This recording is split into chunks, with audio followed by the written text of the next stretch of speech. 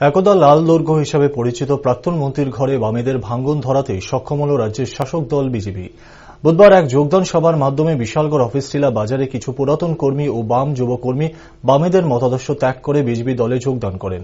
এই যোগদান সভায় উপস্থিত ছিলেন বিজেপির রাজ্য সভাপতি রাজীব ভট্টাচার্য, উক্ত বিধানসভা কেন্দ্রের বিধায়ক সুশান্ত দেব সহ অন্যান্য কার্যকর্তারা।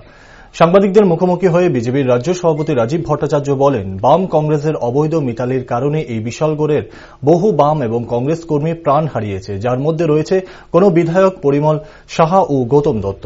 তিনি আরও বলেন, পূর্বের বাম সরকার শুধুমাত্র জনসাধারণকে মিছিল মিটিংয়ের মাধ্যমে ব্যস্ত করে রেখেছিল, আক্ষরিক অর্থে জনগণের উন্নয়নের স্বার্থে কোনো কাজ করেনি, কিন্তু নেতাদের বৃদ্ধি পেয়েছিল।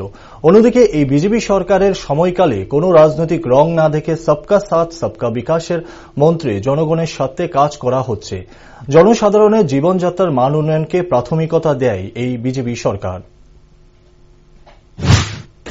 বিশালগড় মন্ডলের আমাদের প্রায় 103 পরিবারের প্রায় 300 জন ভোটার ভারতীয় জনতা পার্টিতে যোগদান হয়েছে।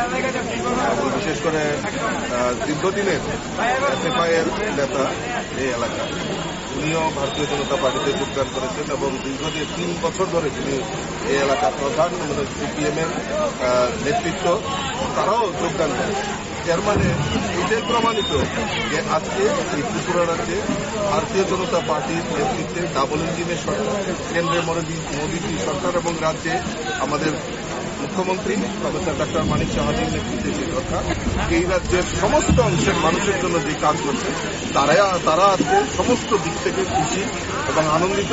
তাই দিকে দিকে ভারতীয় জনতা পার্টিতে সামিল হওয়ার জন্য মানুষ উদ্গ্রীব হয়ে আছে।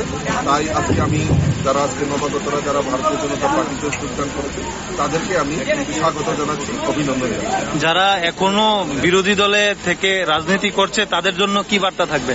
দেখুন, বিরোধী দলের তো ভূমিকা আমি দেখি না, কারণ গতকালকে বিধানসভার উপনির্বাচন হয়েছে। উপনির্বাচনে বিরোধীদের কোনো ভূমিকা দেখতে পাইনি। ওই তারা আগরতলায় বসে, ঠান্ডা ঘরে বসে, এসি ঘরে বসে বড় বড় প্রেস কনফারেন্স করতে পারে, কিন্তু মাঠে ময়দানে তাদের দেখা যায় না।